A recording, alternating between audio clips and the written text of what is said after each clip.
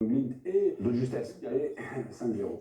Et l'Arsenal. Voilà. Mais le coup de théâtre de la soirée, c'est le Maroc qui a été déclaré ce soir vainqueur de la Coupe d'Afrique des Nations.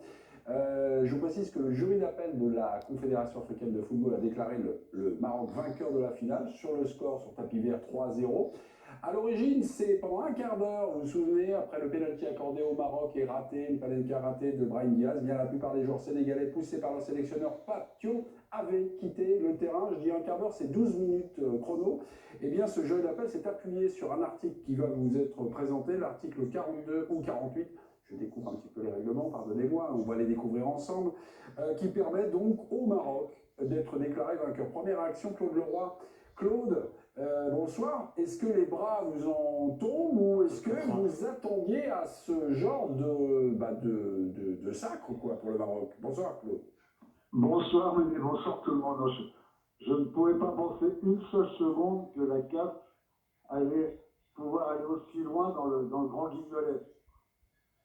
Mais bon, quand on voit comment la CAF est dirigée par M. Motsepe, qui finalement le vassal de Infantino, qui voulait depuis le début absolument donner cette coupe au Maroc, qui avait fait une super Coupe d'Afrique des Nations, qui méritait sur la Coupe d'Afrique de gagner, mais sur la finale, c'est le Sénégal qui avait été meilleur.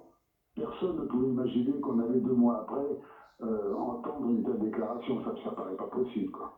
Ce qui a choqué Nabil Djenit, c'est que finalement la décision de l'arbitre, le directeur de la partie, qui a été un peu dépassé, mais il y avait des circonstances, il avait des circonstances atténuantes, eh bien cette décision a été complètement bafouée par la CAF et sa commission d'appel.